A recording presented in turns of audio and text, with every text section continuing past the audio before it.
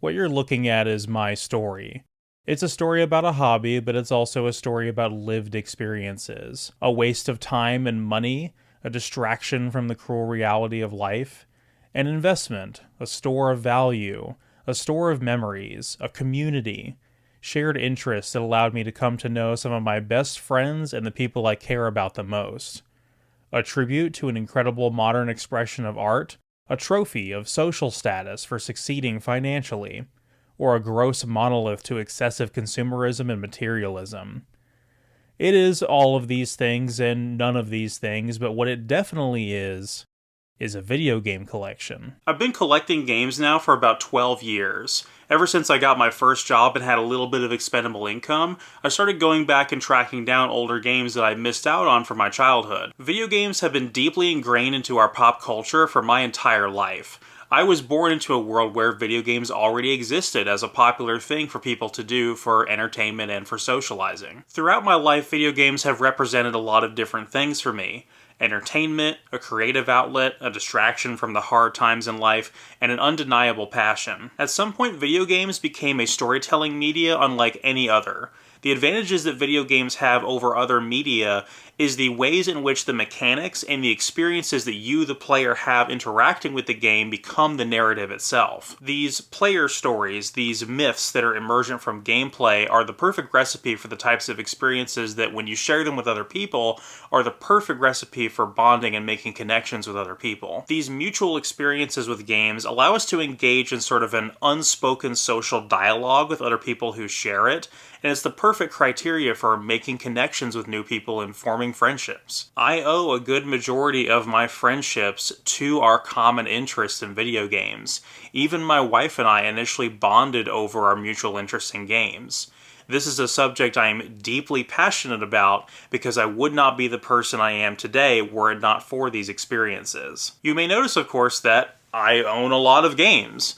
My wife and I share a respectably large collection, and funny enough, when we bought our house together and moved in together, our childhood collections were mostly separate, and there was virtually zero overlap when we combined them because we grew up with different consoles. She grew up with mostly Nintendo consoles like the N64 and the GameCube, whereas I mostly had stuff like the PlayStation 2. Game collecting was a lot of fun for many years.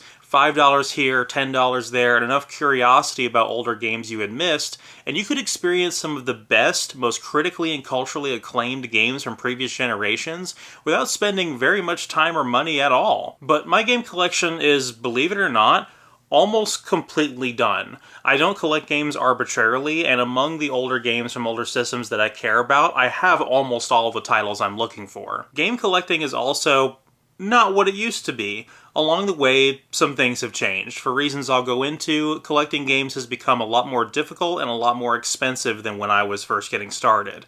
And I can't help but feel sympathy for a lot of people who are trying to get into the hobby right now but can't because of barriers that I didn't have when I was starting. It's become a hobby that is rewarding early adopters and punishing newcomers. Because, I got lucky. I started doing this at a time when games were plentiful and cheap, and I had disposable income around the time that the economy was doing well. But I have to recognize that I'm getting older now, and there's a whole nother generation of people entering their 20s that are just trying to get into this, but can't, because the deck is so comically stacked against them. Among a general shift in societal values, expectations, and general collecting culture is a shift in the industry where the types of experiences that I had are becoming harder to replicate with issues like preservation and future-proofing of the current consoles for a potentially offline future with no online service. These are all issues that deserve to be meaningfully addressed, and lots of other content creators have done so successfully in lots of great videos that talk about retro game prices, preservation, and general industry decline. But I wanted to talk about the entire big picture in the context of video game collecting, and show the impact that this has had on our hobby. But I'm also not planning on offering merely cynical complaints. I do have some thoughts and opinions on things that we actually can do to improve the state of our hobby and make meaningful changes going forward. This is going to be a very self-indulgent project. I've been sitting on a lot of these thoughts for years at this point, basically ever since 2020 when things took a turn for the worse, and my friends are probably sick of hearing me talk about them, And so this is also a project where I can just kind of let it all go. So here are my thoughts about basically everything.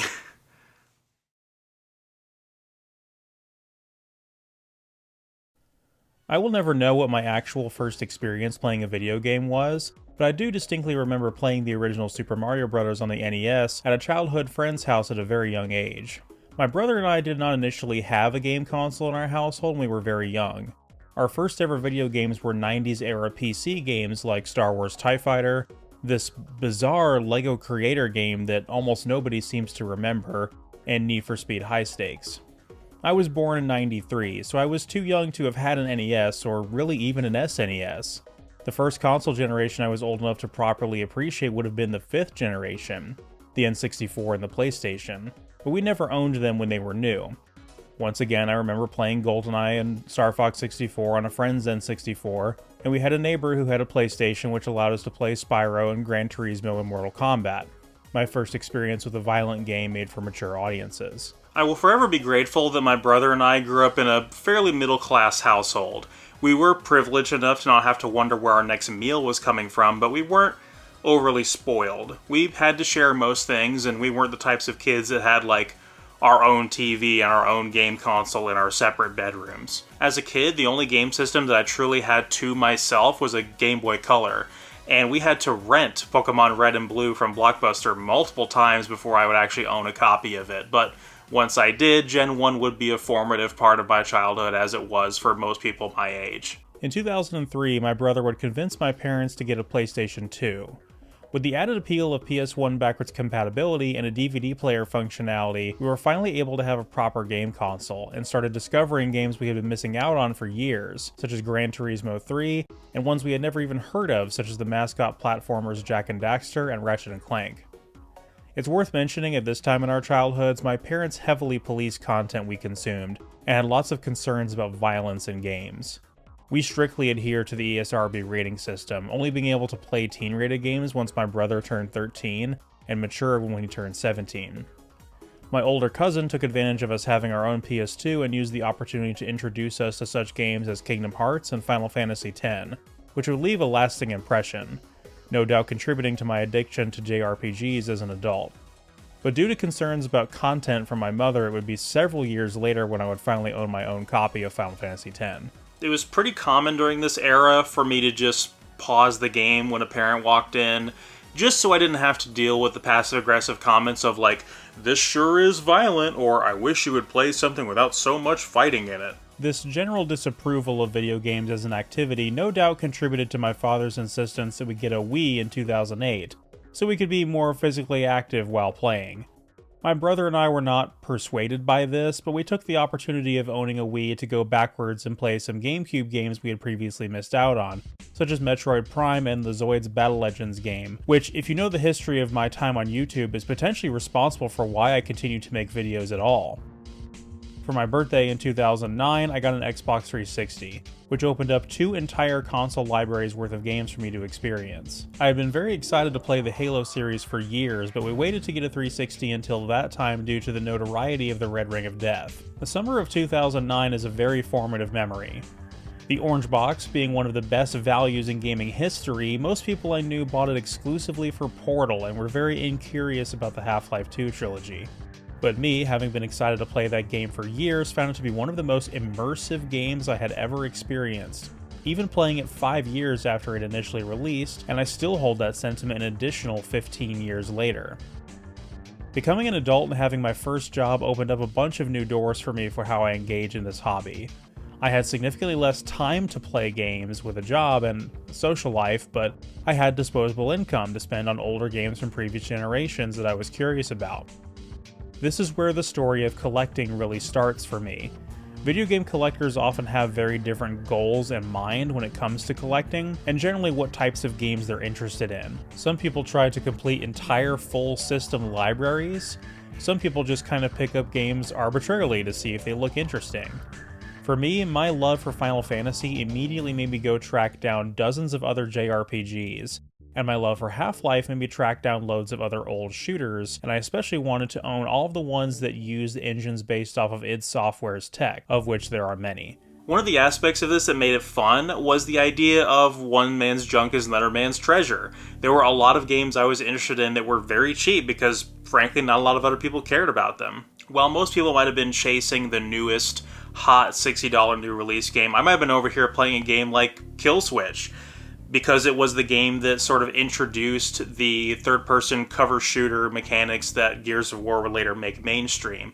And this is what I mean about like being curious enough about older games. There's a gold mine of really interesting and cool games out there that were dirt cheap back then, a lot of which still are to this day, if you're curious enough to go check something out that you've never heard of before. Back then, in this era, it really felt like the only deciding factor as to whether or not a game would be expensive on the secondary market was one of two things. Either one, it's still new and trendy, or two, it's vintage and rare. If it's not either of those two things, it's cheap. And I was rarely ever fueled by FOMO to spend full price on a brand new game on release, but I had a lot of my childhood friends that were doing things like selling off their childhood games and their older consoles to get enough money or trading credit to be able to afford the new game that was coming out. And to be fair, I don't begrudge them that decision because I recognize that my ability to hold on to all of my games and not feel the need to sell them to afford things was an economic privilege that I do recognize.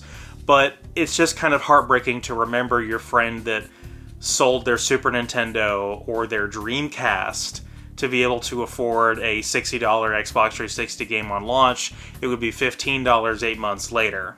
Not that I would never buy games at full price. I would buy new release games every once in a while, but it was usually only about 2 or 3 times a year. It's kind of funny, like how I got started collecting. I didn't really realize it. You know, it's kind of like when you like acquire a library of games and you just keep them, and all of a sudden you got a collection of games. But I want to say it really started like when I was like 15 years old. So what ended up happening was I was done with video games at that time. You know, I was in high school. You know, I was just interested in different stuff, and I sold all my Super Nintendo games and stuff like Contra 3, Turtles in Time, all of the good stuff everybody wants today for certain systems. And my nephew introduced me to Resident Evil, and I saw how the FMV acting was in the game. Like it had cinematics and then it had the gameplay as well. I said, wow, this is great. This is like Hollywood meets video games. They're kind of like putting the stuff together. So it was very serious. So I was like really like intrigued by it. And then I watched him play it and see how scary it was. Like you got to look behind every corner and all the enemies and stuff like that. It just gave me this like great feeling. Like this is an awesome game. I started collecting somewhat back in the UK, but I really got my head start when I moved to the US. My wife got me a Dreamcast for Christmas. I'd always wanted one as a kid, never had one. I'm a massive Street Fighter fan, particularly I'm a massive fan of Cammy White, and Cannon Spike was a game I'd always wanted to play, never had it.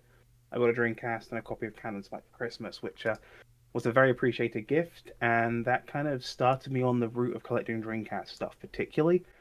From there, some of it is stuff I've had when I was a kid, some of it is stuff I've seen that's interesting, some of it is stuff I've just picked up because I thought it looked funny. After a while, you become a dragon on top of a horde, so that's kind of how I really got started there. I've always collected video games. As a kid, I was, not very well off as far as money goes, so a lot of the times I would get a collection and then trade them in, like GameStop for newer games. But this collection actually started because of my YouTube channel, because at first, I didn't really want to do physical games anymore. I wanted to stick with like digital games. Making gaming content and not having a background with games in it, I was kind of like, I would like to collect physical media again and have a good background. So it was kind of like a win-win to have the background and also to own games for like my childhood and stuff. And I try only to buy games that I'm either interested in or games that I know that are nostalgic for me. You could say the PlayStation was the first system that really brought people into video games. It felt like video games were like for nerds or whatever like that. Like, it really just kind of like brought everybody together. Kind of like how the Wii brought people to that system. Like people didn't play video, like grandparents are buying Wii's and things like that. That's what the PlayStation did for me. Mainstream and that's where the collection, right. And that's where the collection started seriously for me. I feel really nostalgic for this era of collecting, and I really wish I could go back and experience it again. Some of the most fun I've ever had was dedicating a whole day to driving around to all the various retro game stores in my area, and we had a ton of great ones here. It was very common in this era for me to come back with stacks of games and having not spent very much money at all. Slowly but surely during this time, my games library would expand from merely the PS1 and 2, original Xbox and 360, to also include the PSP, DS, and 3DS, with the very occasional SNES, Genesis, or GBA game sprinkled in here and there if it was a game I was very interested in. But I was fortunate to not be a die-hard Nintendo fan, or someone with ambitious goals about collecting Nintendo games and systems, because, well, let's address the elephant in the room. While Nintendo can be credited for revitalizing the home console gaming market and saving gaming as we know it in the 80s, their business model changed over the decades. All the way up through the GameCube, the Nintendo consoles were seen as either the dominant system of their respective console war, or at least on even playing fields with their competitors. But in the 7th generation, with decades of success behind them, Nintendo decided to leverage their unshakable brand reputation to create a console that wasn't so much a competitor, but an alternative to the competition. The Wii was an enormous success. There were more Wiis in households than any other previous game console that had ever been made, and several game consoles that have come since then. But in spite of their powerful market penetration, Nintendo's operating style would change significantly around this time. They would begin to operate more like a toy company than a tech company, and access to their products started to become scarce. Deliberately so. I distinctly remember the holiday season of 2009. Call of Duty Modern Warfare 2 had just come out and sold more than 8 million copies, and yet you could find copies fully stocked in every single retailer you went into. Meanwhile, the new Mario Bros. Wii game that had just come out was out of stock everywhere and nobody could find it, leading for a lot of frustrated parents and disappointed children. Nintendo's goal here was to generate hype around one of their new products using their powerful brand reputation, deliberately understock it to retailers to create artificial scarcity, increasing the hype and the demand for it, so when they would release additional stock months later, it was guaranteed to sell. The hype, the mythology around these items became almost more valuable than the items themselves. Let's give Nintendo the benefit of the doubt and assume it knew the NES Classic would be a hot commodity with a ton of customers clamoring for it. With that in mind, how did Nintendo prepare for this onslaught of customers eager to fork over their hard-earned cash? Well, Nintendo did what Nintendo always does and shipped a comically meager amount of the things. For an idea of just how utterly pathetic the situation was, my local Target had 3, not 30, not 300, 3 NES Classics to sell on launch day. 1, 2, 3. Things would only get much worse from here though. Pretty soon everything Nintendo would become the target of scalpers and resellers, seeing all quantities of these short printed items bought out entirely from major retailers and resold online for a huge markup. Every single limited edition variant 3DS, God forbid you wanted the NES or the SNES Classic, every single amiibo, if you wanted the special edition for any first-party Nintendo games that actually got collector's editions, because Nintendo was kind of hit or miss about that, but like Zelda, Xenoblade, Fire Emblem, forget about it. They were all sold out day one to scalpers. And this persisted up to and including the Switch, where the launch year of the Switch saw people paying outrageous secondhand prices to get a Switch on launch. Nintendo is frankly a bit of a garbage company and really deserves no praise for how they've conducted themselves over the past decade and a half. It's amazing the kind of treatment that fans will put up with in order to still have access to their favorite franchises. But in addition to these problems, Nintendo also infamously sends cease and desists to anyone trying to create a fan game based off of their IPs, or hosts ROMs on a site for emulators for games that you cannot even legally purchase from them if you wanted to. I've never been one of those tech-obsessed guys that always has to have the latest gadget. I rarely ever upgrade my cell phone or my computer, and I don't own a smartwatch or any kind of smart home gadgets or anything like that. So when it comes to new game consoles, I'm usually slow to upgrade to the next generation. I waited until 2015 to get an Xbox One, with Halo 5 and the upcoming Doom 2016 being the main deal breaker for wanting to buy one.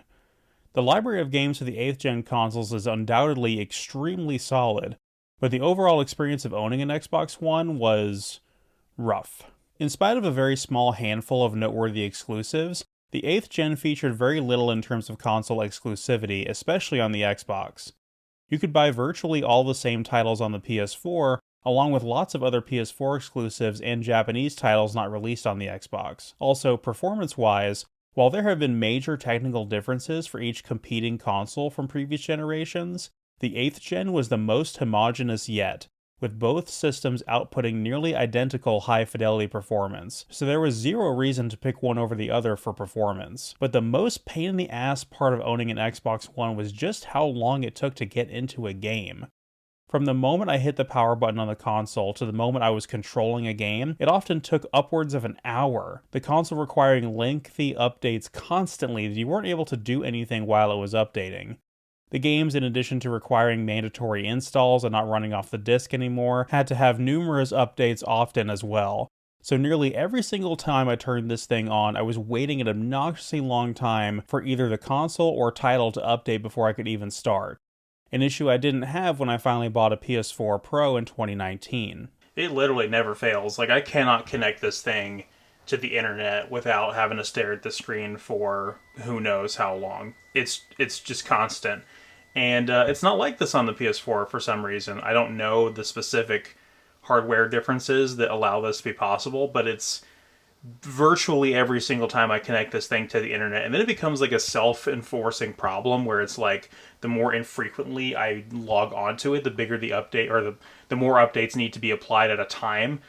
And so the less I use it, and it just becomes a cascade. But the biggest issue I have with the Xbox One is the apparent lack of future-proofing with this console. We'll get into this more later, but console gaming changed a lot when dependency on online services was introduced, and presents a lot of problems for the possible future of where the online services on these consoles are discontinued. The Xbox One and all versions of the Xbox that have been released since require an internet connection to complete the initial setup process. Meaning if you buy an Xbox One second-hand in the future, where the online service is disconnected and the console has been factory reset, it's effectively useless. There is no local offline account creation or running games off disk anymore like there was on the 360 or any system prior to this. This has resulted in lots of people selling off their Xbox Ones and games for it. Generally speaking right now, it is much easier and cheaper to find base model Xbox Ones and games for it than to find any PS4s. And lots of stores have smaller sections of PS4 games as people seem to be holding on to those or buying them in greater numbers secondhand. Like, I know this is subjective and anecdotal, but like this store, for instance, has 3 little shelves of PS4 games, and that's the entire PS4 section. And now Xbox One is pretty much an entire aisle. That just goes to show you the difference in how popular they are. When I purchased a PlayStation Vita in 2016, I really felt like I had stumbled upon a gold mine. Widely regarded as a flop with a lot of mainstream critics and lowest common denominator gaming YouTubers eager to dance on its grave, the Vita was Sony's second attempt at a handheld, bringing the highest fidelity games to a portable system we had ever seen at the time. I would really love to do an entire video as sort of a post-mortem on the Vita, its lifespan, its Western reception, and its dedicated and loyal fan base. So let me know if that's something you guys would be interested in seeing. This system was one of my favorites to collect for from around 2016 to 2019, helped by a really robust niche community of collectors, all eager to hype each other up, recommend games, and assist with home hacks. It's just a shame that barely a third of the Vita's total games library came to the West as physical games, but it has an incredible digital library with a lot of the best PSP and PS1 games available for download. The meager selection of titles that game stores did have back around this time they were eager to get rid of, and while the Vita never hit bargain bin prices, it was pretty easy to pick up all of the best games for the system between $20 and $30 each, never really paying more than $40. Nowadays, collecting for the Vita is much harder because unfortunately an increase in interest in the system resulted in significantly fewer consoles and games available secondhand, and lots of people took an interest in modding the system to play all kinds of games. Not to mention, Sony loves their proprietary bullshit, and in spite of the Vita 2000 using micro USB for charging unlike its predecessor, both versions use a proprietary memory card, and the higher capacity ones started getting extremely scarce once collectors started stocking up on them to make sure they had enough space for their digital libraries. Building a video game collection like this has a lot of similarities to building a book collection. going out to stores and taking a chance on a new experience, yesterday's used classics being a goldmine of cheap opportunities, even some of the same condescending remarks from people who aren't into the hobby. Do you even read all these? And do you even play all these? Virtually being the same comment. The difference is, I feel like, for a lot of people, is that regardless of what decade a book was printed, it was still printed on paper with words and text making up the medium of the story. With video games, because of how much technology advances, there are significant differences in a game released 2 weeks ago compared to 2 decades ago in all aspects, including story presentation and gameplay mechanics, not just graphical fidelity. So it can be a little bit harder to sell someone younger on an older, more primitive game, even though I can make an argument for how sometimes older games have their own unique charm and qualities, and that high graphical fidelity is not at all a good indicator if a game will have a good story, or if the story will be told in an effective way. Regardless, the era a game was released and what system is for is rarely a deciding factor to me if I think I will find it interesting. So, much like books, I'm equally interested in classics as I am modern titles, with a few exceptions where I feel like modern technology creates diminishing returns, which I'll get into. To address the comments from people who say, do you even play all these games? The answer is obviously yes, but it can feel a bit unnerving to find yourself buying more games than you were completing.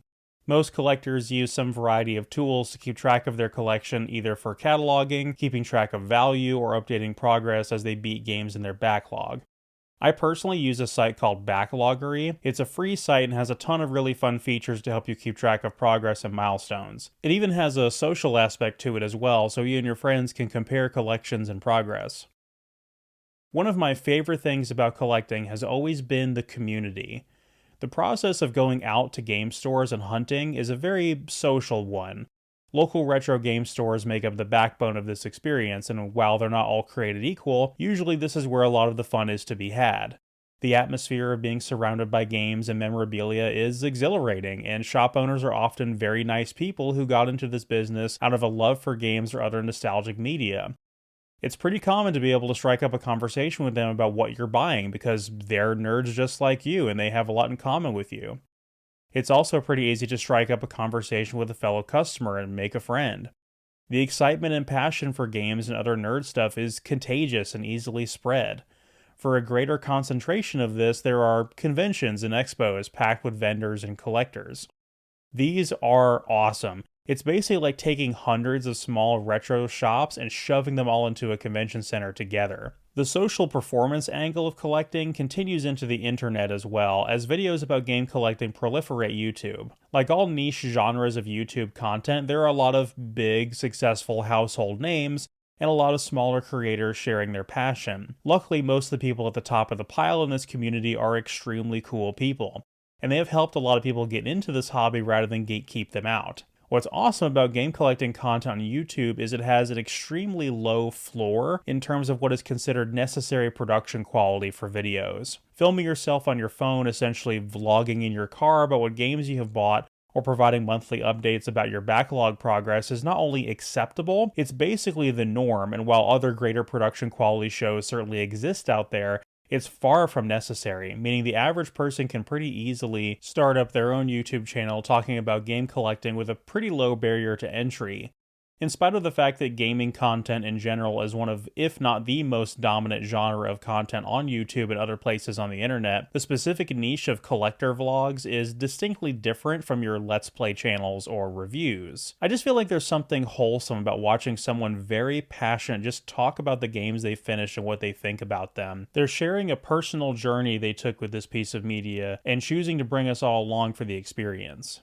You want to start collecting games now, like stuff that's affordable. That's the most important part. You don't want to be buying all the stuff that's super expensive because it kind of like turns away people from the hobby because you can't try out multiple games by buying so many expensive games. Budgets are tight, and the way the economy is right now, as of this video, it's tough. So you want to pick stuff that's affordable and, even on the cheap. Now, the systems right now that are really cheap to buy games for are PS3, 360, PS4, Xbox One, things like that. A lot of the disc-based stuff is usually like the stuff on the cheap, but the cartridge-based stuff usually is where it gets expensive. Now you can go back to like Super Nintendo, N64, you can still find cheap stuff there, but it's kind of minimal because a lot of people are looking for those systems. So Focus on systems that aren't really hot right now. Obviously, you don't want to collect GameCube right now because that's what all the scene talks about. GameCube, 360. So, I mean, if you wanted to get into like PS2, which is a phenomenal system to get into right now, or PlayStation 3, or even modern gaming, you know, if you're willing to pay for like modern video games, like Nintendo Switch is a fantastic console to collect for. And then also when it comes to buying new games, there's ways that you can afford things. Like if you like have a hard time paying like $60 for a game, like PayPal Pay in 4, for example, you know, you can break it up into 4 payments with no interest or having credit. So I mean, that's a way that you can affordably play modern games. Get what you love. There's no point you saying, I want to go find a copy of, I don't know, Earthbound right now. Get what you love, get what you started out playing as a kid, and then gradually go from there. It's a dirty topic in some circles, but emulation isn't a bad way to make sure you like something. systems I don't recommend collecting for, I would say probably the Vita, because the Vita is so actively strong, man. I mean, that community is tough. Like, unless they were actively bring out new games for that system, I wouldn't really recommend collecting for it. It seems like everything for that system is expensive. So the Vita is one of them. Another system probably is Sega Saturn or Neo Geo, AES. Woo! I mean, money's no object to you. Those are great systems to collect for. But if the money's a problem, you know, like stay away from those systems and everything. At last, my personal journey with game collecting reaches its apex in 2020, as I would purchase my house and my soon-to-be wife and I would move in together, combining our collections. Money was definitely a lot tighter around this time due to having a mortgage, and while I still had a wish list of games I was looking for, long gone were the days of going out to every store in the area and coming back with a huge haul of games. Also because something else happened in 2020. 9 Americans now have died. 11 people have died from coronavirus. Tonight, the first containment zone here in America. Bottom line, it's going to get worse. This is more serious than I thought it was. COVID-19 can be characterized as a pandemic.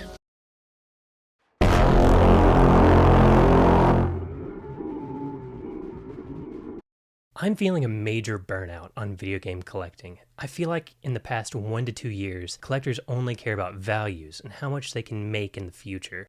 The market is way too speculative. I miss the days when people didn't care so much about the value of the game. I'm not some small collector complaining because I can't get the heavies. I have most of what I want.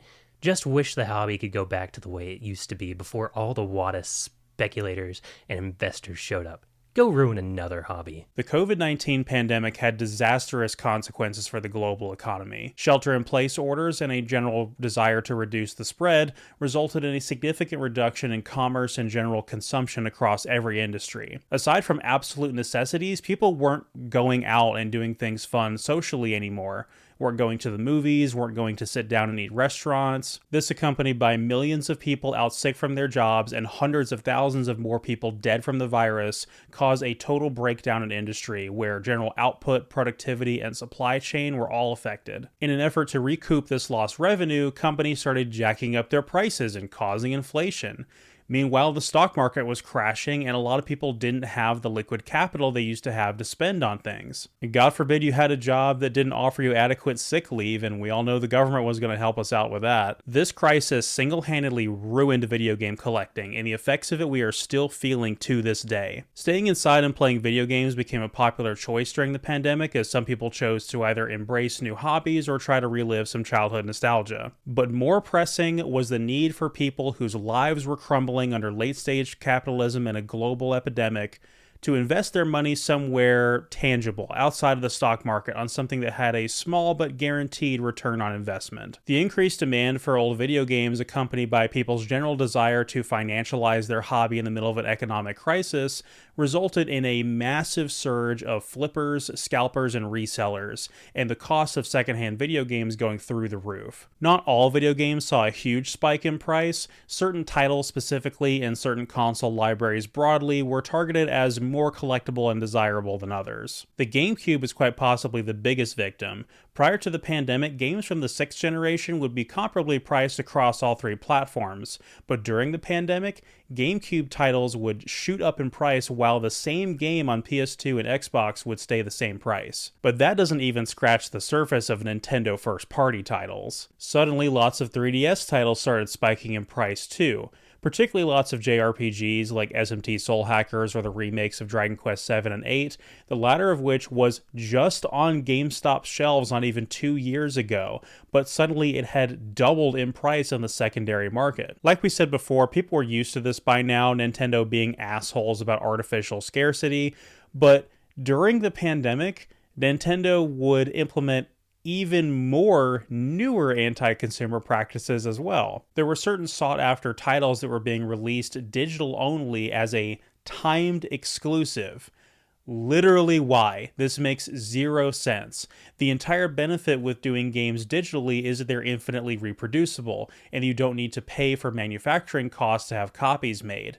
So if you're releasing it digitally, there is 0 reason to make it scarce. This ended up being a bit of a flop anyway, as the 3D Mario All-Stars game did end up being pretty plentiful anyway as a physical copy, so the game is not nearly as rare as we would think.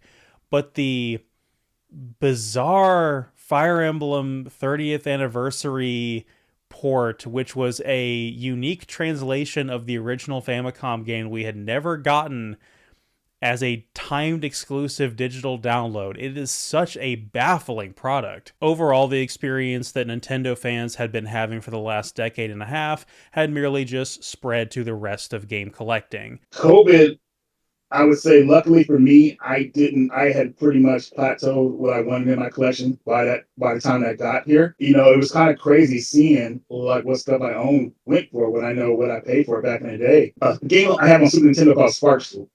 I got that game for like $30. You know, people are asking for almost $200 for it now. You know, probably even more at this time. You know, it's just pretty crazy. The pandemic was a big turn for like what we are seeing now with how many more people are resellers and all of that. Because there's always been resellers, but like Phoenix resale really took off around the pandemic, and then that really influenced a lot of other people that were stuck at home due to the quarantine. And now it's just kind of, this is where we're at. The scalper reseller culture combined with COVID's supply chain issues resulted in the launch of the 9th gen consoles being an utter disaster, with practically no one able to purchase a PlayStation 5 or an Xbox Series S on launch, and the PS5 sat at an overly inflated secondhand price for years after its initial release. Now, I don't want to sound like a moral crusader atop my high horse when I say this, but we need to have a serious conversation about ethics in game collecting and expensive hobbies in general. Obviously, as I've said before, I recognize that I am very privileged enough to be middle class in a very wealthy country. I do have just enough expendable income to have a hobby that I can spend money on. You can also say that I do own a lot of games. Some would say an egregious amount, and you might be wondering, doesn't that make you sound a bit like a hypocrite? Calling the kettle black like that. Where exactly do you draw the line? And what makes you think that you can make that distinction? What makes you think that you have a right to die on that hill? But I really do think there is a distinct ethical difference between someone who is just a collector and someone who is a scalper / reseller. If someone just wants one copy of every game they care about for their collection because they actually intend to play it, that's fine. But there is no reason for someone to buy, for example, every single NES classic that a store has, or every single variant 3DS that a store can carry, buying out all of them just so they can list them online and make a profit. This is someone who is not interested in games. This is someone who is interested in financializing their hobby so they can create a hustle culture side gig. It's not about the games, it's about money. Look at this. Tell me that don't make you want to spit. You're really trying to tell me right now. He took a $300 PlayStation 5 and flipped it to some individual who gave him $5,400 worth of stuff, give or take. Are you shitting me? Some people might say something along the lines of, oh, well, what about your local used game store? Isn't that the same thing? They're buying games from people and selling them back at a markup. Isn't that just the same thing as an eBay reseller with a physical storefront? I want to be clear about this. I do not believe they are the same. The vast majority of local retro game stores are not going around to yard sales and ripping people off to get inventory. They're not hoarding large quantities of rare items to intentionally drive up the price. These stores are extremely important when it comes to accessibility in this hobby, because they are a place you can go and physically pick up a game and evaluate its condition. They're one of the foundational pillars of this hobby, and I guarantee you the vast majority of the store owners got into this because they wanted to take a chance on making money doing something they loved, not try to strike while the iron's hot on a trend that's basically a few steps removed from a get-rich-quick scheme. And I say that while knowing full well that not every single store is run ethically, and there are some shady actors out there. Trust me, I cannot even begin to discuss some of the unethical behavior I've seen store owners take part in without coming across as libel. And yet, the vast majority of all retro game shops in my area are run with integrity by some very dedicated and passionate people, and I do not lump them in with certain scalpers who are just in this to make a quick buck. I can narrow down my biggest ethical problems with video game scalping and reselling into two categories. One is the ways in which people that have lots of money continue to disadvantage people that have less. Now, this kind of goes for every hobby. It really does not matter what it is. If there is a niche interest to be had, there will be wealthy extremists in every single community out there. It doesn't matter if it's video game collecting or retro toy collecting or exotic reptile collecting. There will be somebody out there with a bigger wallet than you to throw money at mass at the problem on a volume that you simply cannot do. You also just kind of have to accept the fact that with any hobby, any niche interest, there are going to be people out there where this is the only thing they do. They do not have other hobbies, and you may be unfairly comparing yourself to how into it they are when you first get into the hobby. So this sort of social pressure can cause you to kind of compare yourself to them, and it's kind of setting you up for failure in terms of a social aspect. None of this is inherently bad, and I don't want to begrudge someone their success if they genuinely worked hard for something they enjoy. What I'm about to say varies by community, so this doesn't apply to every single hobby, but a lot of times wealthy extremists can act as gatekeepers, actively pushing out new members into the hobby with their unreasonable expectations or outright hostile behavior, particularly in online spaces. And luckily, when it comes to video game collecting, lots of the people that are really into this are pretty welcoming. There's a lot of really awesome people in the game collecting space that love when new people get into the hobby. They just want more people to share their passion with and will gladly welcome you with open arms. Which is why I have such a problem with the scalpers and resellers. They are your gatekeepers. They are the ones making it harder for new people to get into the hobby. They are the ones driving up prices and making items harder to find. Not because they love what they're doing, but because they want money. I mean, I don't like people buying up everything just to resell, but at the same time, I went to a convention recently. There was almost like 300 resellers there selling games. And people were actively buying. Like, they didn't really care. They just wanted that item. A lot of the sellers were going off what people are paying for this stuff. So it's really what people will pay for stuff, to be honest with you. And these guys will stay alive because the desire for physical will always be there. Which brings me to my ethical problem too, the financialization of hobbies. It's not enough to just enjoy doing something anymore. You have to be able to make money doing it in this day and age. The death of video game collecting was the moment that wealthy finance bros decided to buy games not because they liked them, but as an investment. Lots of people attribute the increase in price of secondhand games to a particularly well-known scam involving a graded copy of Super Mario Bros., where the auction house selling it and the grading company grading it were in each other's back pockets and partially owned by the same people. The game sold for an outrageous $2 million, not because it was worth that, but purely to generate hype. It was about the myth-making, to generate the headlines, to get enough gullible people to be like, oh yes, your video games will be worth a lot of money, so you should totally have them graded with us.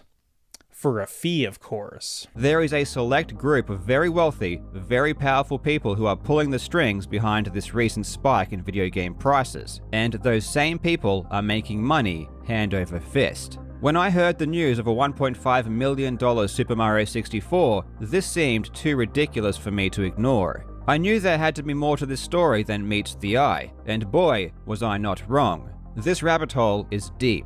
The bubble we are seeing in video games has been seen before in other collectibles for almost half a century. And the crazy thing is that each time it happens, the same people are involved. They know exactly what they are doing, and they know how to extract as much money as possible from suckers who believe the headlines. There is a lot of shady stuff going on, and you won't believe what I've found. It isn't obvious to me that the Wata Games situation was the direct cause for your Fire Emblem or your Kirby game going up in price like it has, but while not the load-bearing cause, it definitely added to the pile. Retro collecting has now broken into, to me, basically two categories for the most part. There's the old school nostalgia collecting, like we do. Right.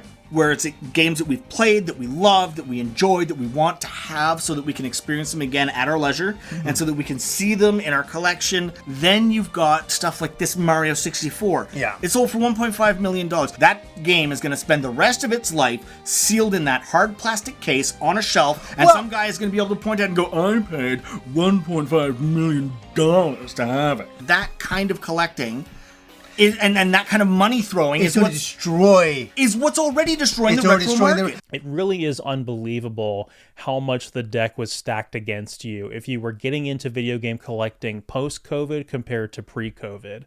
Now, if you were trying to find games and consoles, finding them online, you were walking through a veritable minefield of scams and ripoffs. No doubt you've already heard about DK Oldies, for example, an online store that got very popular via TikTok and advertised refurbished retro game consoles, only for people to get their hands on them and find out they had barely been what you would call refurbished at all.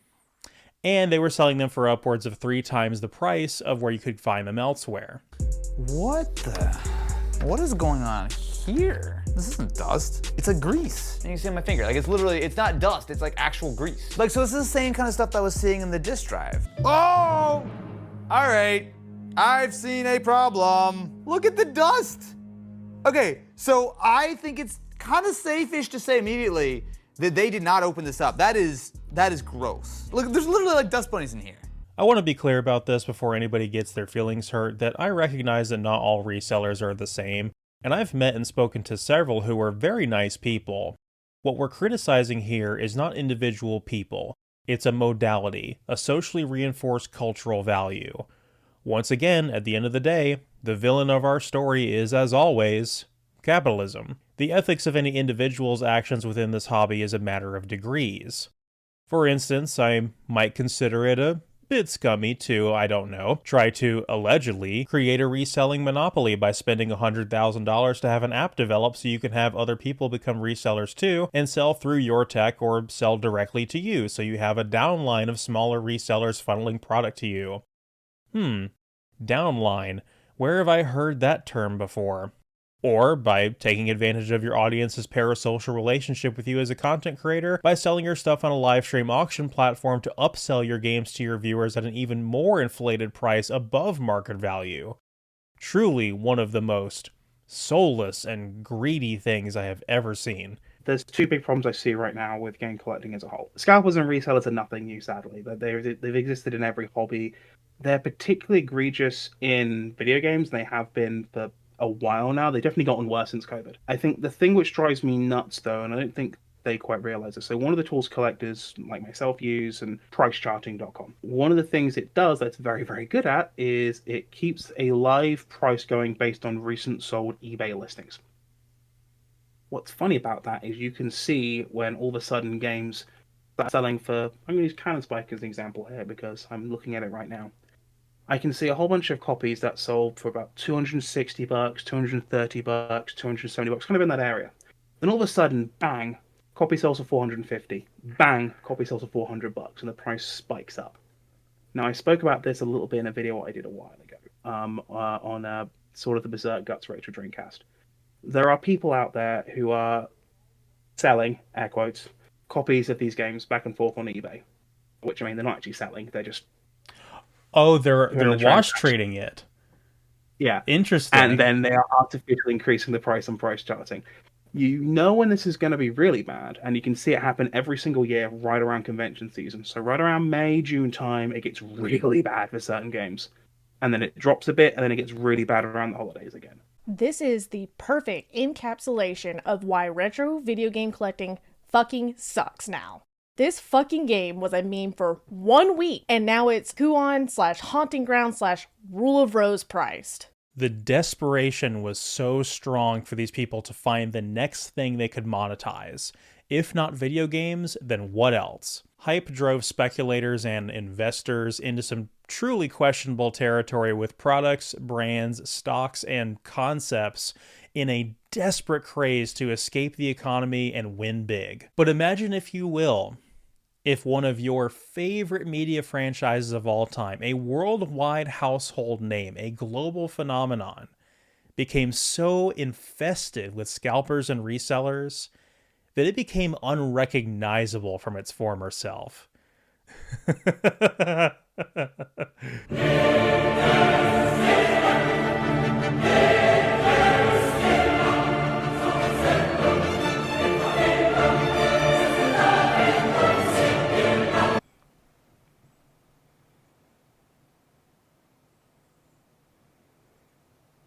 The amount of Stockholm Syndrome you had to be a Pokemon fan during the pandemic.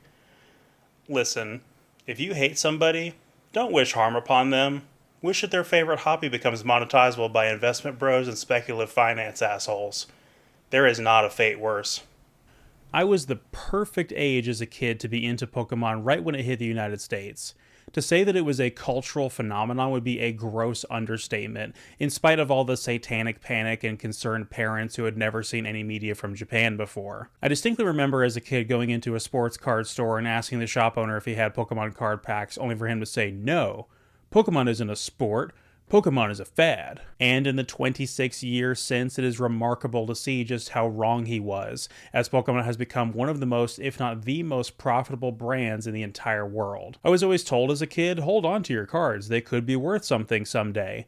But little did I know that almost 30 years later, the cards would not only be worth a lot more, but people would be willing to pay absurd prices for cards and sealed product from that original era. But like all speculative finance interests that blew up during COVID, there was a vested interest in the people holding these cards to create a narrative that they were worth hundreds of thousands of dollars, because if they could convince you that they're holding a bag of gold, you'll be likely the next person holding it. I wish I could articulate what it felt like to watch years of my life just fall away as I had to consume Logan Paul content to make this video. I like this little booster box so much, I decided to buy another. Woo! And another. And then 2 more. He was one of the big major hype advocates, buying up sealed boxes of the game's original base set for upwards of $250,000 each. His audience of mostly children became emboldened by the idea that their cards could be worth exorbitant amounts of money, and all became the most annoying people you will ever meet. Much like the Wada Games situation, I don't think that Logan Paul is single-handedly to blame for what happened to Pokemon, but while not the load-bearing cause, a lot of people do lay a lot of blame at his feet for flaunting around his exorbitant wealth and basically manipulating the market. Clive Henry at Innovation in Tech Today has a great article that highlights all the other factors that went into the Pokemon craze during the pandemic, simply titled "Why Pokemon Cards Went Crazy During the Pandemic," that outlines a lot of the other factors. When the hype reached its apex, there were people scrambling to get their hands on as much Pokemon sealed product as they possibly could, including modern product that was available on store shelves at major retailers. This resulted in stores like Walmart and Target all being swarmed by scalpers and resellers, all competing against each other to see who could buy out all of the sealed product first in an adversarial relationship. For context, big box retailers like this don't receive trading card product on a big warehouse truck. They receive it from a third-party vendor who stocks it directly to the shelf. These resellers were gaming the system by finding out which days the store would be receiving that third-party delivery and staking out the location until the third-party vendor would arrive with the product. These vendors have an obligation to provide verification that they completed their job. So once they were able to take a picture of a fully stocked shelf, the resellers would swarm in like vultures and pick the shelves clean like a desert carcass. And once all the resellers started showing up at the exact same time for the same product, it was only a matter of time before fights would break out. Oh my goodness. You wonder why the poor kids can't get anything. How crazy is this? Poor kids, tell the parents to get out of here and put on work too, just like I do for my kids. The parents? Yeah, I'm sure that's all for your kids, right? Yeah. Bro, you keep talking here, bro. You about to get knocked the fuck out, bro. Jesus Christ. I'm not even talking shit. I just wanted this. I'm good, bro. Bro, if you don't get that camera off me, then. There was a very infamous case of a fight that broke out in a Target parking lot between resellers where a gun was drawn, and the ensuing backlash from this caused Target to remove the Pokemon TCG products from their shelves in May of 2021 until the hype died down. 5 grown men were fighting over trading cards outside the Brookfield Target. Surveillance video from the morning of May 7th shows 5 men fighting outside the Brookfield Target. It's 4 versus 1. About 30 seconds after they leave the view of the camera, the man who was outnumbered is seen holding a gun as everyone else runs away. And following this, there would be a massive influx of videos of resellers getting into arguments and calling each other names and getting into fights across stores all over the country. And in the middle of all this, the Pokemon Trading Card Company decided to release another McDonald's Happy Meal promo pack. So who could have guessed that all the scalpers and resellers would flood into their nearest McDonald's, demanding every pack they possibly could get? You don't have a book or Pokemon cards? McDonald's, I want to press charges on McDonald's. You're behaving worse than my disabled children, I'll tell you that. This whole situation just makes my skin crawl. It's the ability for wealthy adults to absolutely ruin a franchise made for kids. I remember when the original wave of Pokemon cards first came out here in the West.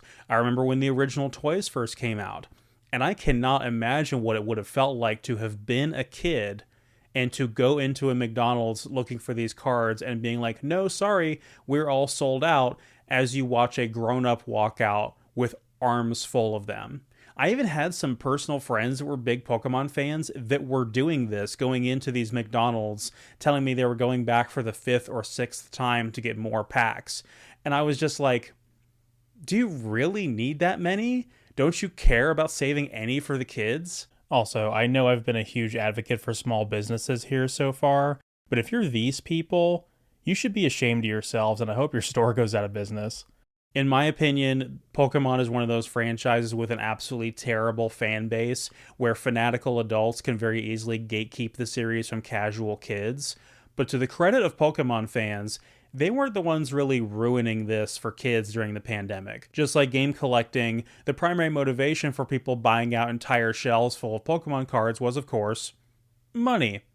And it was pretty common during this time to see people opening packs in the parking lot of the store they just bought them in, taking out the chase cards and dumping the commons directly into a trash can. Which, on top of being wasteful, is just so mean-spirited. Like, come on, there are kids out there that would want those commons just to have their favorites. They don't care if they're worth anything. But even some children were not immune to being corrupted by the hype. Logan Paul's audience contains an imperial fuckton of children, and some of them gave rise to an all-new phenomenon of 8-year-old tryhards who were buying Pokemon cards not because they liked them, but for their value. Small side tangent story. In the middle of 2022, I was between jobs, and I was working at a place that sold used games and Pokemon cards. And I remember this kid coming in there, this like 10-year-old coming in there and flipping through our binders like he owned the place. And then taking out his smartphone. This 10-year-old had a smartphone and was using sites like TCG Player to compare our prices and nitpicking our prices. And I just don't understand how this happens.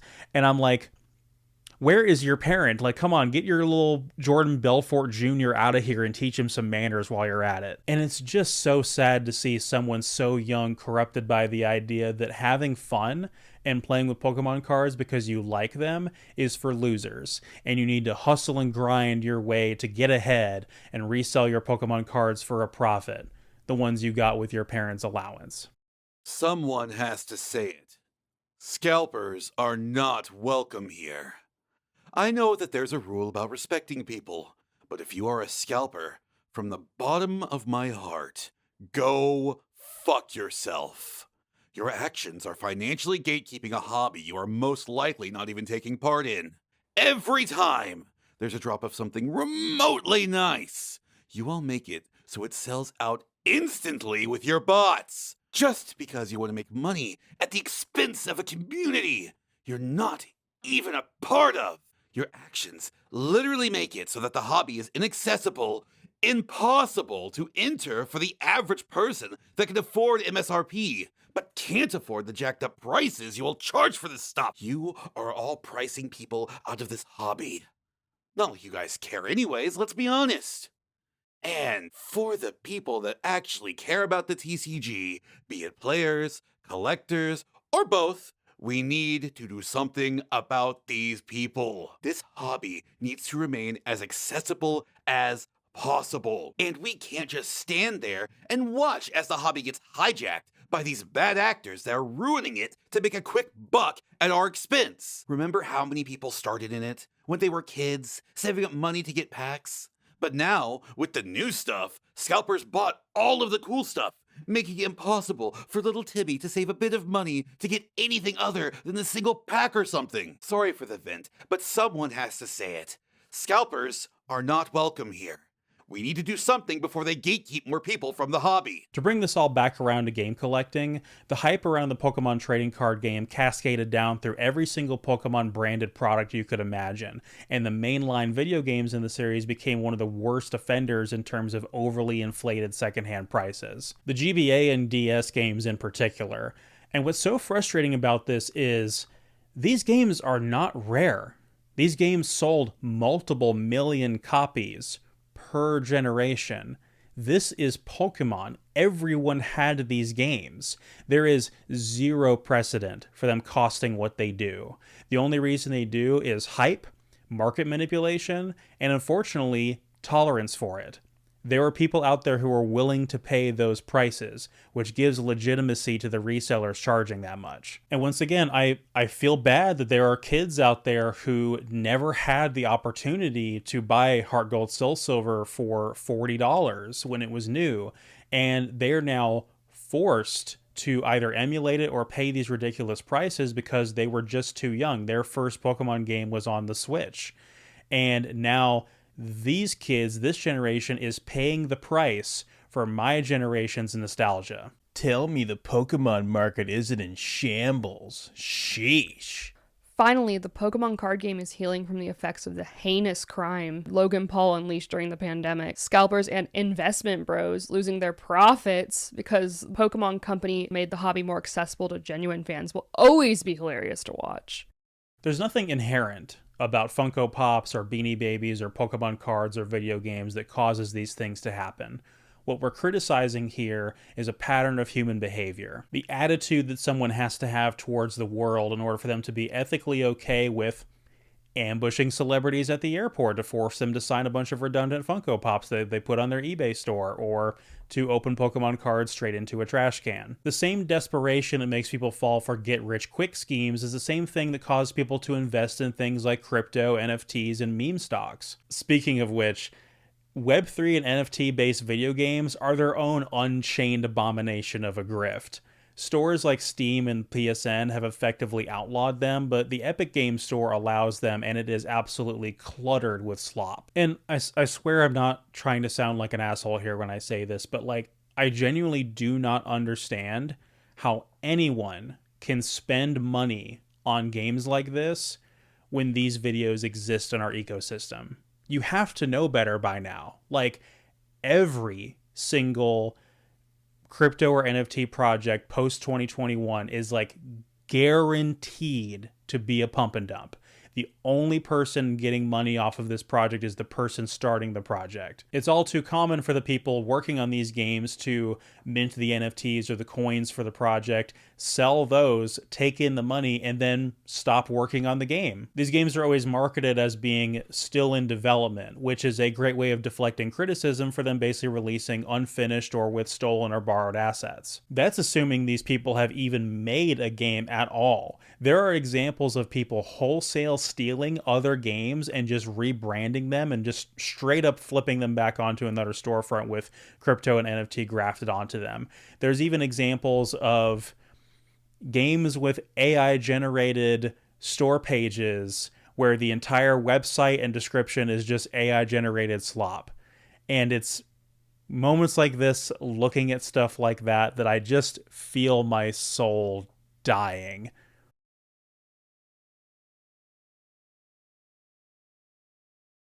The thing I struggle with the most in reckoning with how game collecting, purchasing, and playing has changed so significantly since COVID is this blunt, inevitable feeling that it's not going to get any better, and that certain changes to the industry were inevitable regardless of COVID. We're going to have to talk about a lot of elephant in the room topics you've no doubt already heard about from other places on the internet. Yes, I'm going to talk about preservation and how modern gaming has created a lot of problems for itself that didn't used to exist.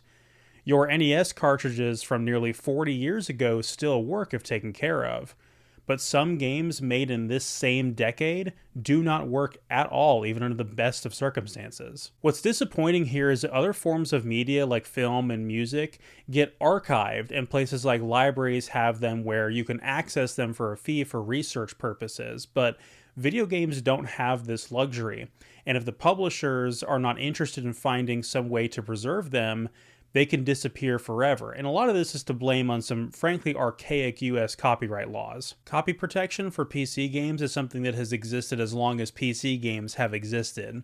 But in the mid-2000s, there was a variety of copy protection that was implemented that required an online service to connect to.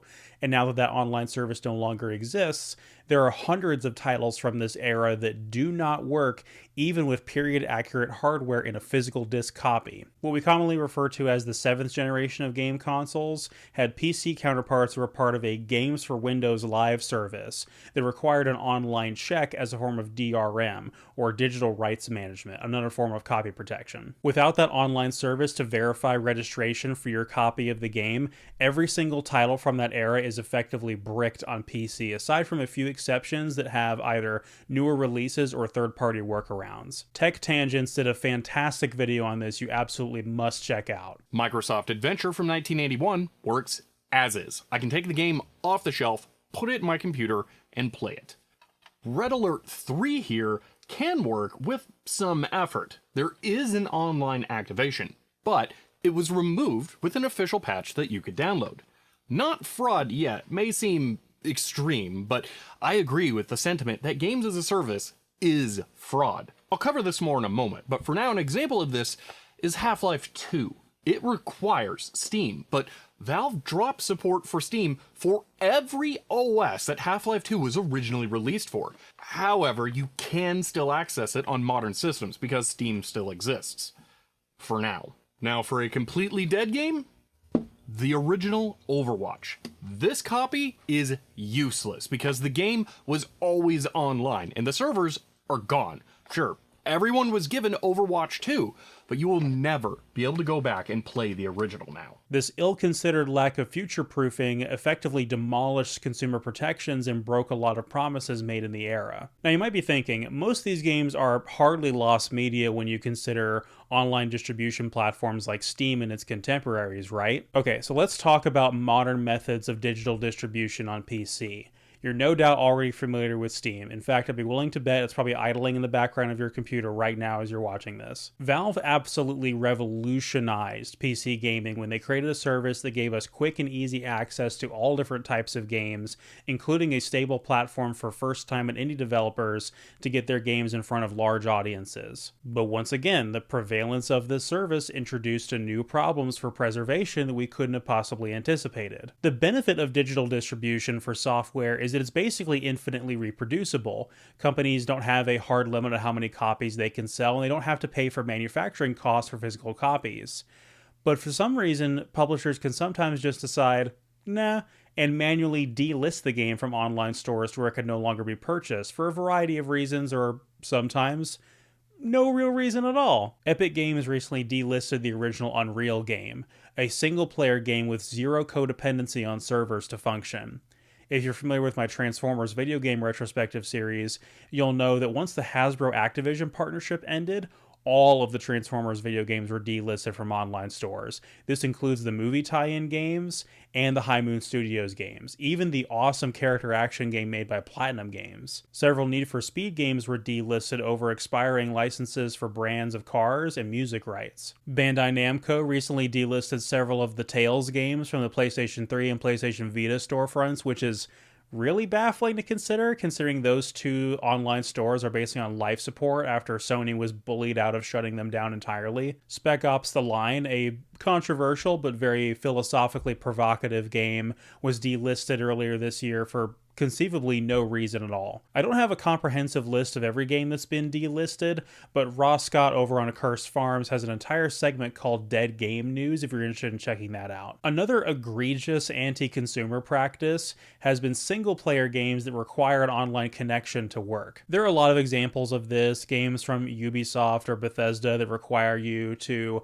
log into their proprietary online service when you first boot up the game. Then there's games like The Crew, which was an open world driving game that, in spite of being superseded by its sequel, still had a dedicated player base and a single player campaign mode that could be played without other players. A mode that was rendered completely unplayable when the game's servers were sunsetted and the game was delisted from online stores. An offline single player mode that can never be played again because of a short-sighted codependency on online servers. We talked about how DRM effectively ruined an entire generation of physical PC games, but it's had its consequences on the console market as well. Your digitally downloaded titles on the Xbox 360 and PS3 require an online verification to show that you own them. It's another anti-piracy measure. So if you try to connect to the game without an online connection, you'll be left with only the demo mode available. I talked about how the Xbox's DRM has compromised the viable future for that console, but the version of it that we have today is still not as bad as the version of it that they proposed back when the Xbox One was first revealed. Fortunately, we have a product for people who aren't able to get some form of connectivity. It's called Xbox 360. Right. So stick with 360. That's your message if you don't like it? If you have zero access to the internet, that is an offline device. I mean, seriously. They basically said the console was going to have to be online for you to do anything, a feature that was met with a lot of backlash from consumers and ridicule from Sony in an absolutely iconic video from that era. This is how you share your games on PS4. Thanks.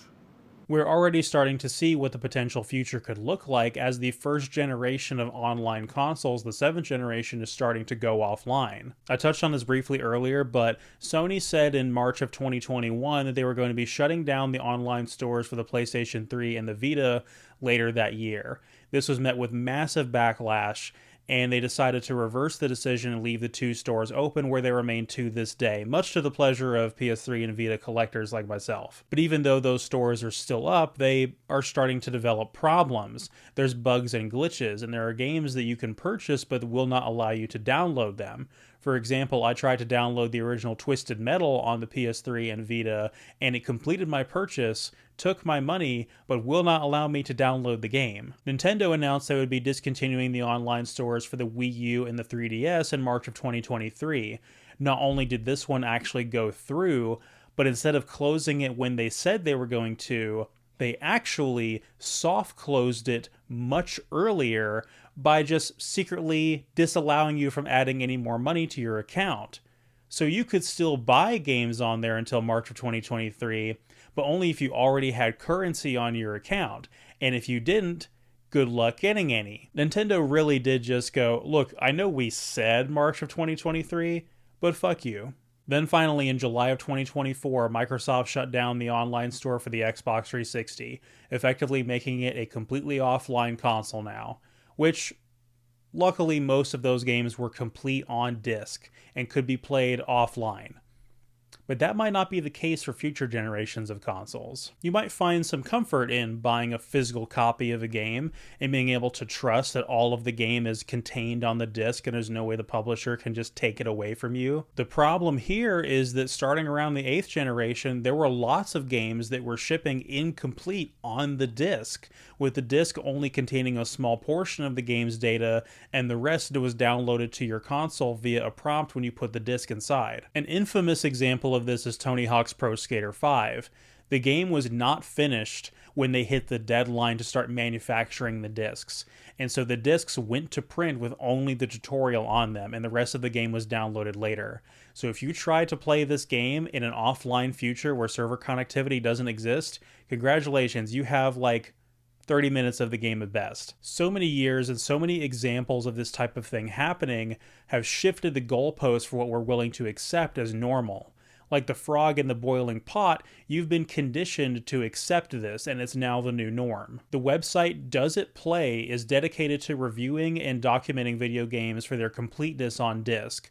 They look at the 1.0 version of the software that's actually printed on the disc and make sure that it does not require a day one patch to be complete and playable, that it can be finished without any game-breaking bugs. This is to better inform customers about the viability of these particular games in a potential offline future where server connectivity to these modern consoles no longer exists.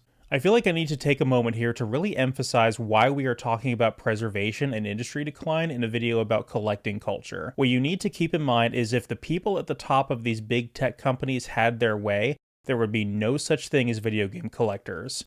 The push from physical to digital is not purely about ease of access for consumers. It's about saving money on manufacturing costs and maintaining control over how much you own the product. If they had their way, there would not be a single sale of a video game in which they did not make money. There would be no used game market, no GameStop, no local retro stores. It would be an all-digital, passive income, subscription service DRM hellscape all the way down. Recently, a video came out in which a lot of the household names in game collecting collaborated to give their thoughts on the pros and cons of physical versus digital. Metal Jesus, Happy Console Gamer, lots of people who I have a lot of respect and admiration for.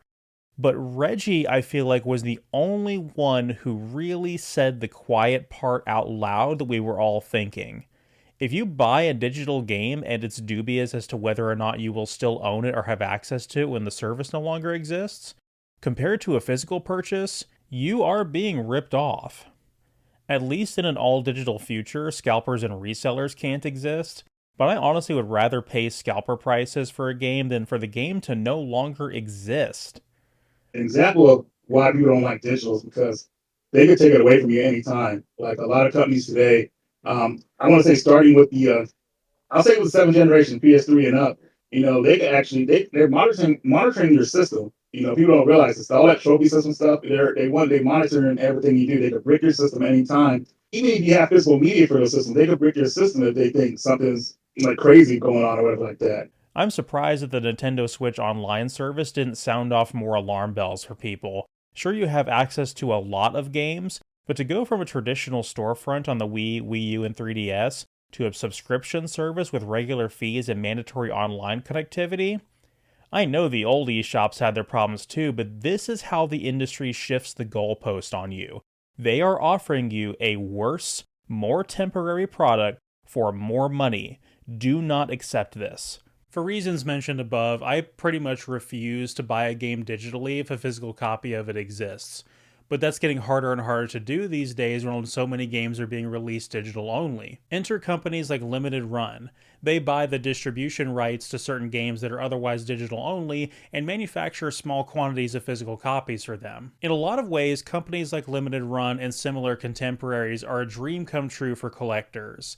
Now you have physical copies of games that would otherwise be exclusively digital, such as lots of indie games and re-releases of classic games. I've been buying from them for a while now, and it is extremely cool to have physical copies of certain classic games that I've wanted for years. But I'm not here to shill for Limited Run specifically. In fact, they've been the subject of a lot of controversy and criticism as of late, and there appear to be a lot of people who are very unhappy with them as a company. Now, I personally have had zero bad experiences in buying from them, so I tried to listen to the feedback from other people and try to figure out what are some of the common complaints and what are some of these people's personal grievances with them. Some of the criticism is genuinely pretty damning and may cause you to second guess purchasing from them, and some of it is less convincing. One of the common complaints I hear is that they promise all these things they're going to put in the collector's editions well before those have ever actually been manufactured, and a lot of it ends up being useless junk, so I hear.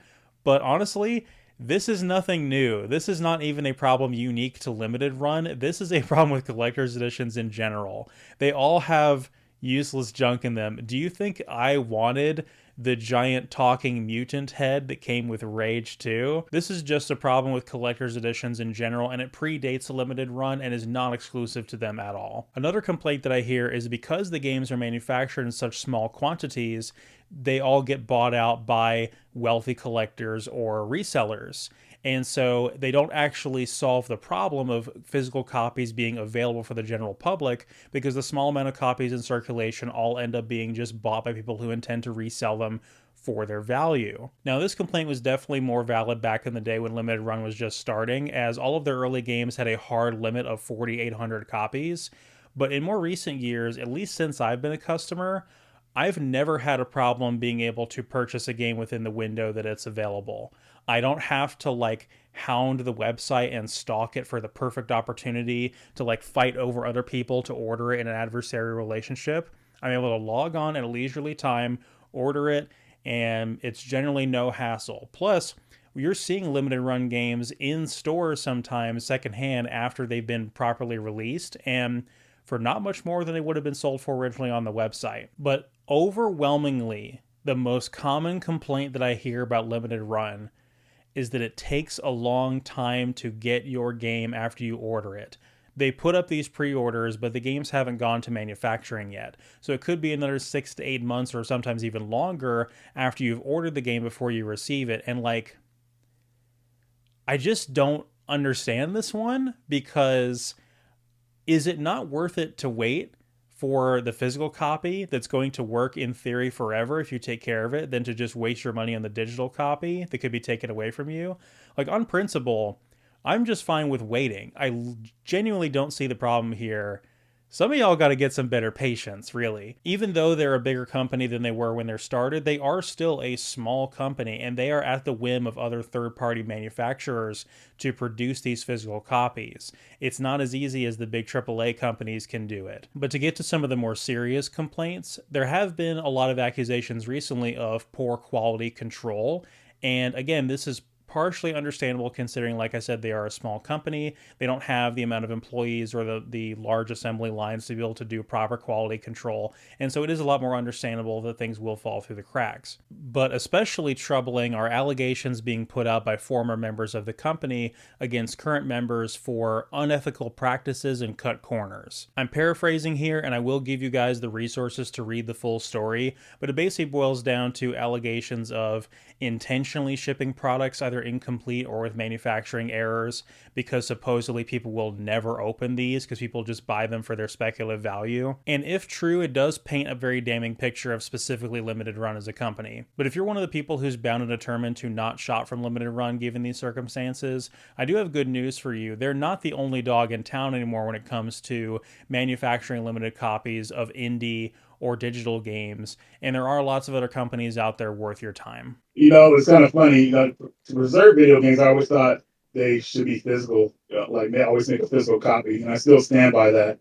But it's up to everybody to really come to and really preserve everything. Like, unfortunately, with I'll give you an example. Like Sega, you know, they made a game called Panzer Dragoon Saga years ago.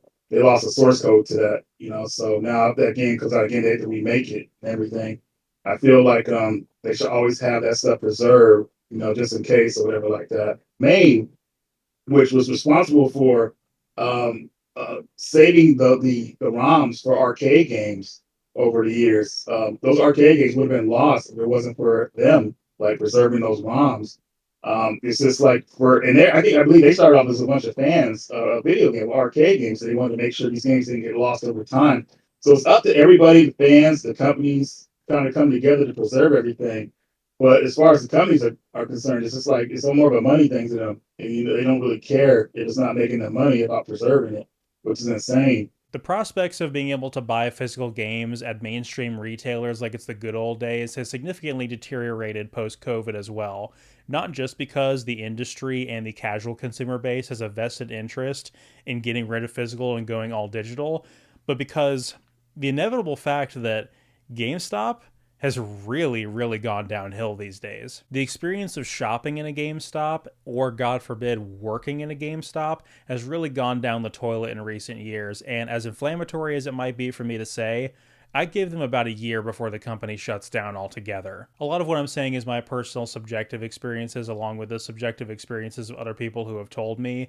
They grossly underpay their employees, their stores are poorly maintained, their selection of games has really deteriorated and been replaced with lots of Funkos and collectibles that nobody cares about. Even the apes couldn't save GameStop, and even though they pumped the price of the stock to ridiculous levels, it's still not going to be enough to keep the lights on. Another reason why game collecting as a hobby is just not what it used to be is, and I'm really sorry to say this, but games are just worse now than they used to be. A lot of what I'm about to say is going to sound like unproductive whinging, but this is years and years of built-up frustration about this that I've had no proper creative outlet to express, so bear with me here. When it comes to free-to-play games with microtransactions, whether they be mobile phone gacha games or live service multiplayer games, I simply cannot communicate all of my thoughts about these games in this video without doubling its runtime.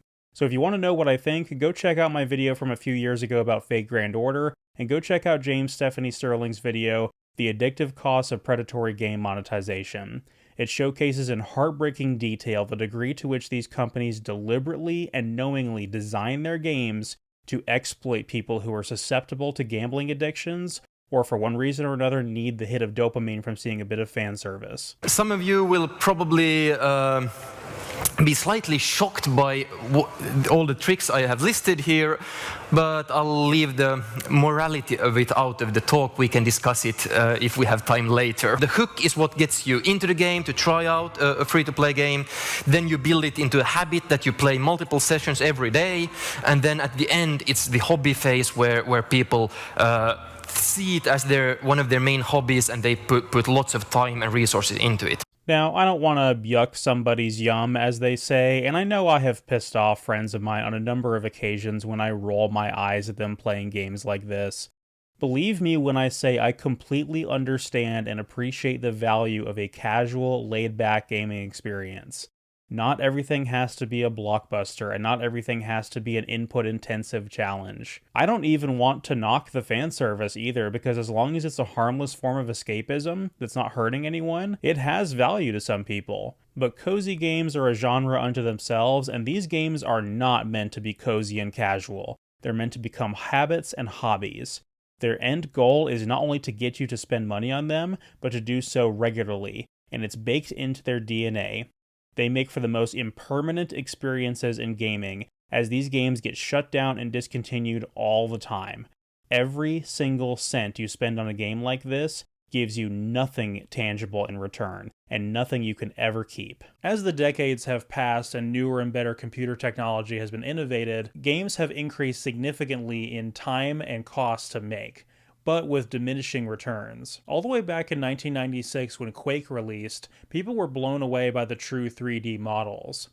But in terms of practical gameplay applications, something was lost from the transition from Doom's 2D. Doom's more simple sprites could render dozens of enemies on screen at one time, whereas Quake's more complicated 3D models could only render a small handful. We've seen the same song and dance play out dozens of times over the last several decades, with newer and better technology imposing restrictions on game development and gameplay, all because it's much better to be able to market a game based on graphics than it being an experience actually worth playing. Nowadays, the average Western AAA game costs so much more money to make and takes so much more time to be developed, and yet they're often still released broken, buggy, and incomplete. And devs often have to rush to get a day one patch in place so the game is actually playable at launch, and sometimes that still isn't enough. For the past decade or so, we've gotten so accustomed to this that once again we've culturally moved the goalpost. And now We are tolerant of this frankly unacceptable practice of release now, finish later that's being imposed on both developers and consumers. Another consequence of games having such ridiculous development costs is the probability of failing to meet the publisher's expectations have never been higher. Back in the 6th generation, games selling multiple millions of copies was considered very rare and a huge success. Now certain studios absolutely demand it out of games that have no business selling that many copies. A great example of this is Deus Ex: Mankind Divided, a game which released 5 years after its predecessor, and its publisher Square Enix demanded that it sell at least 6 million copies in order to be considered a financial success. The problem here is that Deus Ex always has been a niche genre title, and so demanding that it sell this number was ridiculous. Of course it was never going to hit those numbers. It still sold multiple millions of copies, but because it didn't hit that number, a third game was never announced. Don't even get me started on all these live service multiplayer games.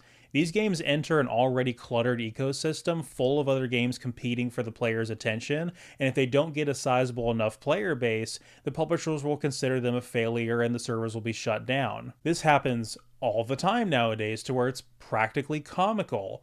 Back in the day, Halo 3 on the Xbox 360 could be played from when it released in 2007 all the way up until when the servers were shut down in 2022, meaning you could play that game online for 15 years straight.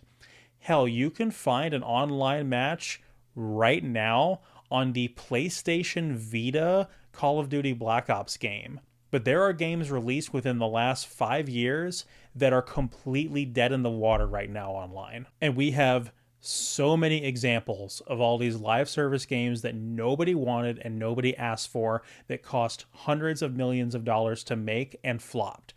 Anthem, Suicide Squad, Redfall, Marvel's Avengers, and this year gave us one of the most infamous examples of all in Concord. All of these games were shut down within 2 years of their launch, and the latter example was shut down within a month of its launch. The eagerness to grave dance on unpopular games has become a bad habit. They shut down the studio that made Bloodborne and Gravity Rush to make this. It 100% deserves the hate it's getting. Concord, Foamstars, Avengers, Paragon, Exoprimal, Anthem, Redfall, and many more games as services, not to mention a bajillion mobile titles dying every month. All of them are examples of wasted human lives, discarded effort, destroyed art, developers left to the whims of myopic capital. If the risk of failure is so great, then there's an incentive for studios to play it as safe as possible when it comes to games these days. So in this modern AAA landscape, genres have stagnated and variety in AAA games is at an all-time low. There's plenty of variety and creativity to be had in the indie scene, of course, which we'll get to later, but in terms of mainstream games, it's either a big cinematic open-world 3D adventure game or a first-person shooter with multiplayer and live service elements. Consumers have taken notice of this and become very openly cynical about it. But I wouldn't really classify this as petty gamer outrage. I think this is more of like a contempt for being knowingly fed this focus group tested corporate soulless product year after year. And I know some of you are thinking, oh, come on, it's not that bad. What about X example of this one AAA game that was really creative and original? And I'll give you those examples, but I also want you to consider just how many niche genres in gaming just simply do not exist anymore in this current landscape, aside from a few indie developers and small creators on Steam basically keeping the lights on in those communities. We've been seeing a lot of control and influence being consolidated into the hands of a select few megacorporations over the last half a decade, with buyouts and mergers left and right, and the results of which have not been good. In 2021, Microsoft bought Bethesda Softworks, and therefore all of the companies that existed under them, including id Software, Arcane Studios, and Machine Games. Some of my favorite developers in the industry. And since then, all we've really gotten has been Starfield and Redfall. In 2022, Sony bought out Bungie for a whopping $3.7 billion. Also in 2022, Embracer Group bought Crystal Dynamics and Eidos from Square Enix. You know, some of their best IPs and developers. But because they couldn't squeeze the juice they wanted out of them, they decided, nah, You're not good enough. You can go off to Embracer Group, the mega corporation that is infamous for buying out as many studios they can and gutting them and doing nothing with them until the developers get laid off. Then there's Tencent, which is a Chinese mega conglomerate that owns Epic Games and Saber Interactive and dozens of mobile developers as well.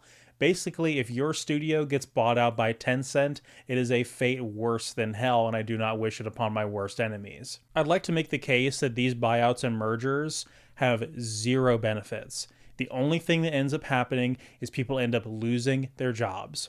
These companies' expectations for profitability are so bloated and their tolerance for failures are so low that it results in an unprecedented amount of layoffs, while the CEOs make more money than ever. In January of 2024, it was announced that Microsoft would be laying off 1,900 people from studios like Activision Blizzard. Later that month, it was announced that Sega of America would be laying off 10% of its staff. In February, it was announced that Sony would be laying off 900 people from various different studios, including Insomniac, Naughty Dog, and Guerrilla Games, who, need I remind you, aside from being some of the most iconic studios in Sony's history, have within this generation brought us Spider-Man, The Last of Us, and Horizon Zero Dawn respectively.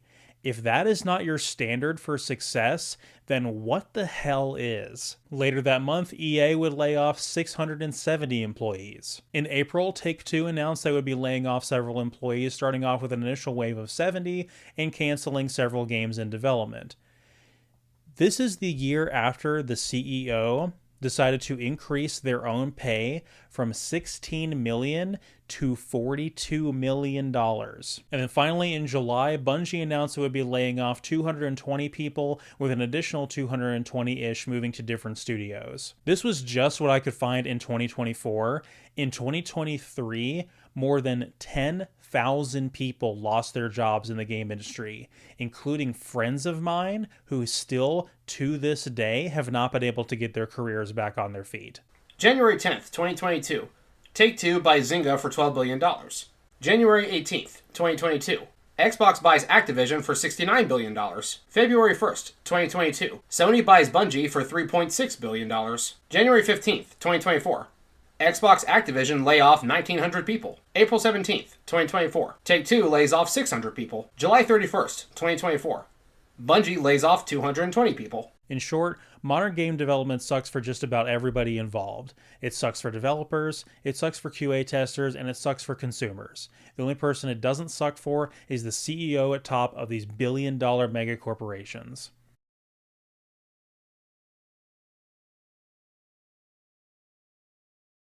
As a consumer, it really isn't your responsibility to fix the industry. At the end of the day, you really don't have a moral obligation to do anything. These problems are a result of incentives and expectations caused by our cultural values. It's also a very America-centric problem. People from Europe and Asia look at our secondhand game prices and wonder what the hell we're doing. Similarly, in terms of the industry, Japan doesn't have a lot of the same problems that we do. Japan actually has a middle market for a change, and games that come out of a Japan-based studio often don't have to sell billions of copies for them to be considered a financial success. But for those of us over here in America, this is the reality we live in. We're starting to recover from a lot of the cultural and economic impacts of COVID-19, but video game prices are still way out of control, and late-stage capitalism still has the industry looking bleaker than it ever has. So even if you don't have an obligation to do anything, you do have the power to do something. And here are some of my suggestions. First of all, support doesitplay.org.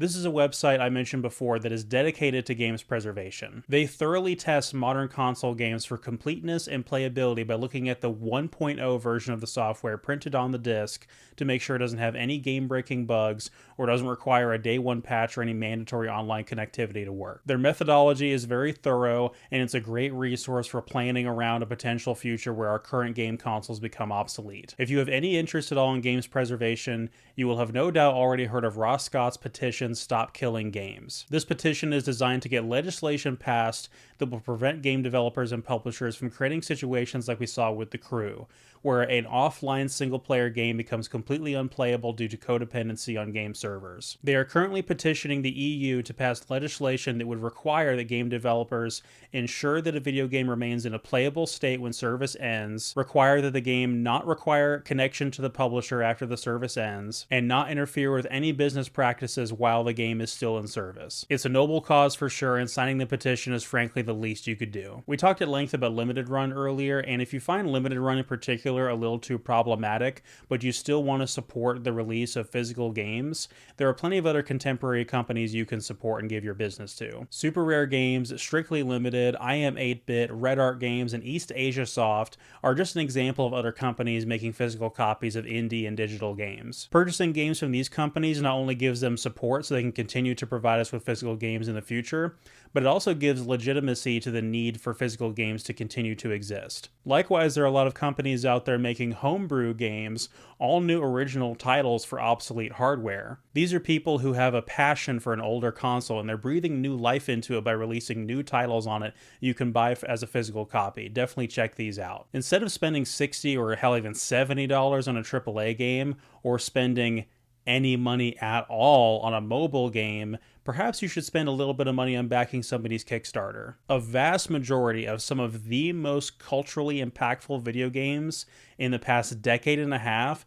have all been indie games. There's no guarantee. I mean, a lot of these indie projects do flop, and you might end up backing the next Mighty Number 9, but you could also end up backing the next Minecraft or FNAF or Undertale. As far as the prices of older games go, I cannot emphasize this enough. Do not ever pay scalper prices for games like Pokemon and Silent Hill when you can emulate them. If their justification for charging so much is that people are willing to pay it, then don't pay it. The only way we're going to be able to fix this is to take all these speculative finance people and get them to invest in something else. This video game thing has to not pay off for them. They have to sell at a loss. If you're one of those people that's been burned by a live service multiplayer game or a mobile phone gacha game being shut down after you spent hundreds of hours and dollars into it, you're not going to like my advice here. But honestly, just don't play them. Yeah, I know that makes me sound like a jerk, but if you're worried that spending hundreds of hours into Helldivers 2 only for it to shut down, or Genshin Impact or whatever, then my advice is you should not play those games. And God forbid, do not spend any money on any microtransactions or paid cosmetics. Do we deserve better preservation for these types of games? Yes. Do we deserve an end-of-life service plan that puts control of these games in the hands of its community who enjoy it and will preserve it? Yes.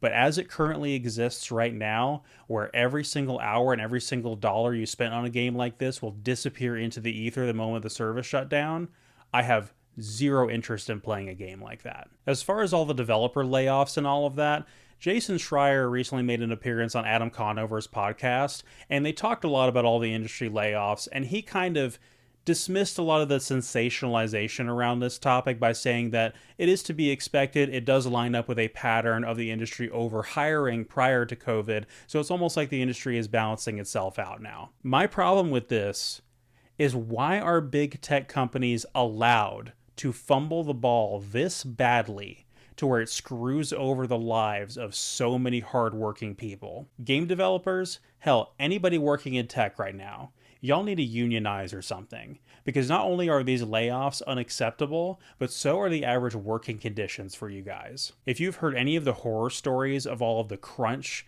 and nights and weekends away from their family that these people spend, you would know that this is unacceptable and should not be tolerated. So if there's any efforts to unionize within the tech industry or games industry in specific, y'all should definitely get behind that and make your voices heard.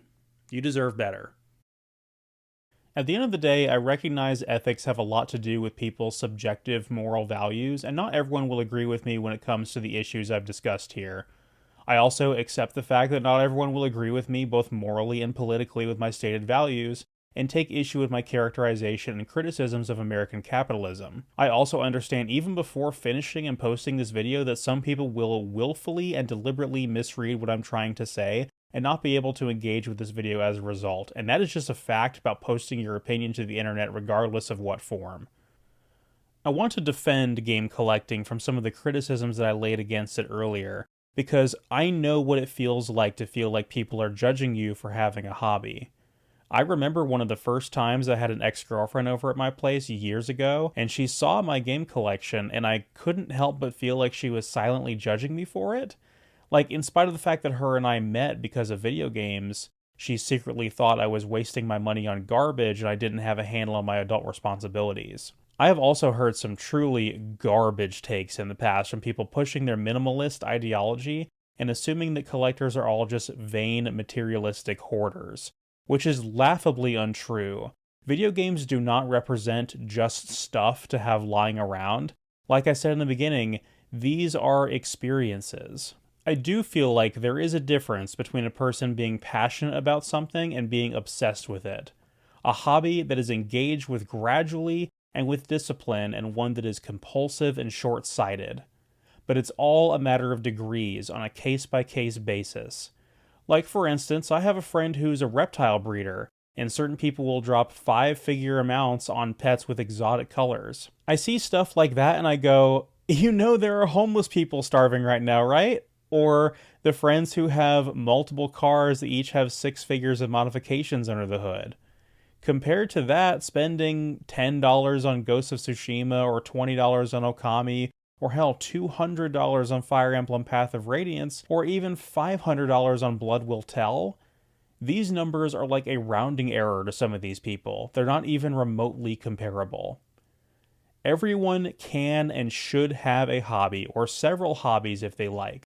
But it gives me the ick when I see people spending more money than other people have to live on frivolous things. I feel like that's one of the reasons I can't stand all the crypto, NFT, and meme stock crap too. It's unbelievable to me to watch people spend more money than other people have in their entire lives on literally nothing, and watch that money disappear into the ether. Why is it during the greatest viral pandemic of my lifetime that the rich got richer and the poor got poorer? This is the common through line with all of the speculative finance and investment bro behavior. That feeling that you could have gotten screwed over during COVID, and you're just doing what you can to get ahead and protect yourself and your money. But at the end of the day, it's none of my business what people spend their money on, and you can't brute force values you disagree with out of culture. Nostalgia is a very potent emotion. We are all extremely protective of the things that bring us joy or allow us to reminisce on simpler times. We are all collectively trying to put our lives back together now that we are on the other side of the COVID-19 pandemic, and the realization of how much our lives have changed is an incredibly alienating feeling. The ironic timing of our lives changing so much and the experience of the things we cling to for comfort being impacted so greatly by our own culture. But in case anyone out there needs to hear this, you're not alone. We're all in this together. So get out there and buy some cheap PS2 games and emulate every Pokemon game ever made. And sit down with your best friend and ask them to tell you about their favorite game. And for God's sake, enjoy all this. Life is too short to not have as much fun as you can.